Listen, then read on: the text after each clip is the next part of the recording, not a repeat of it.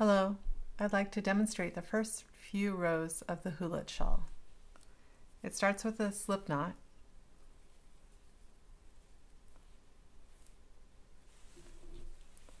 And then just like a knit-on cast-on, we're going to do a purl-on cast-on. So to increase the stitches, you insert your right needle, wrap the yarn, and then pull the stitch through and put that stitch back on the left needle. You can keep your right needle inserted because you can wrap it and repeat and do another stitch. I'm going to do it again.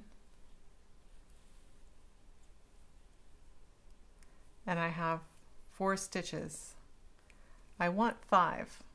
I'm going to do this 5th one and then just leave the stitch on my right needle because I'm going to start working the first row of the pattern. This will count as the slipped stitch. So I'm going to put my yarn to the back and knit the rest of the row. Well, no, I'm going to knit 2 stitches. 2 stitches. Now I'm going to make a color loop into this next stitch using a standard 12-inch 30-centimeter ruler.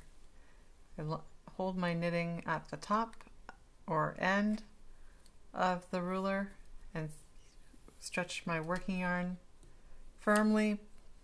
I only have 1 stitch in that needle, so it wants to slip out. Firmly, not too tight, but not too loose. Stretching the yarn back up for 2 feet, back down again for 3. Now I'm going to drop the ruler, keeping the pinch, and sort of just untangle the yarn from the ruler. And see, I need my needle in that 4th stitch because it slipped out. Okay, I did not let go of that pinch. I'm going to use that to wrap and make that stitch. And I've got 1 stitch left to do, the slip knot stitch. And I'm done with that first row. There's 5 stitches. I'm going to turn, and to make my increases that start each row, I'm going to purl on.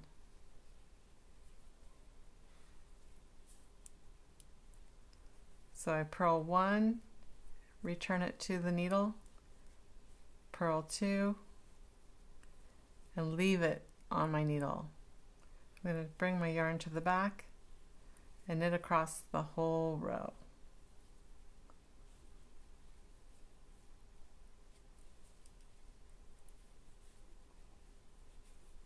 It's a little slippery. When you're knitting into the stitches that have the color loop hanging from them, they're a little bit loose, but you'll tighten them up when you knit the color loop.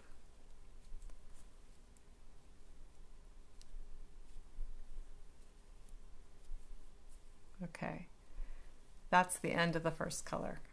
I have this amount of yarn left. It's a little bit long, I could break it, but I'll just leave it.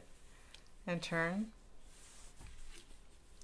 and get the second color. Now I'm going to purl on 2. I'm laying my yarn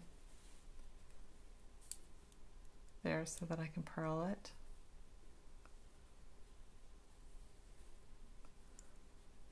Return the first purl on stitch to the left needle.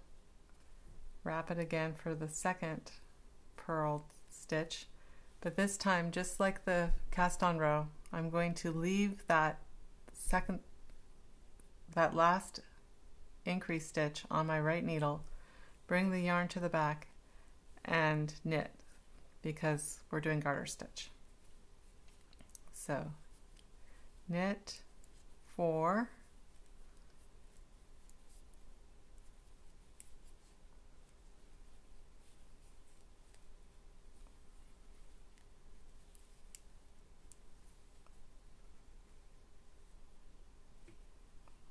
out my working yarn. There we go. And the next stitch is the color loop. So I've got some strands here. I'm going to separate the yarn tail out of there, so I only have my loop now, and I'm going to knit with it and then continue knitting the rest of the row with my working yarn, this slightly darker oatmeal color. I hope you can see it. It's very low contrast. So I've finished knitting this row, and I'm going to turn and knit another row. Sorry. But first I'm going to purl on 2.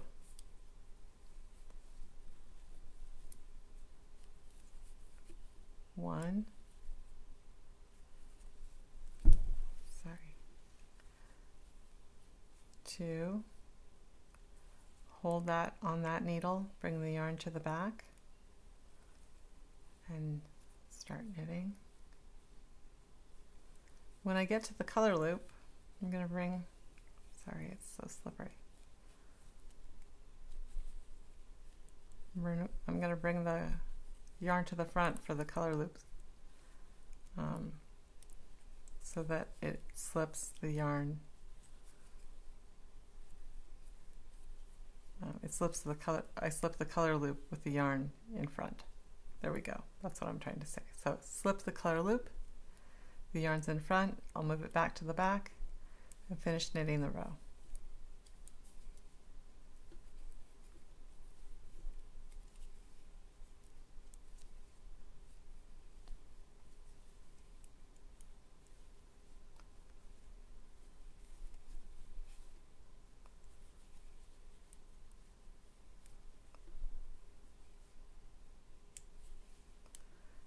And there you go. Here's the color loop hanging from the back. You can turn it so that it looks like this from the front. I'm going to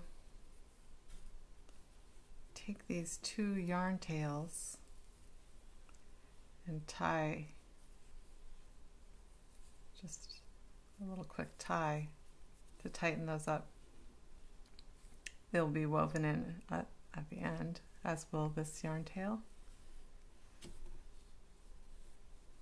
And see the color loop hanging from the middle there.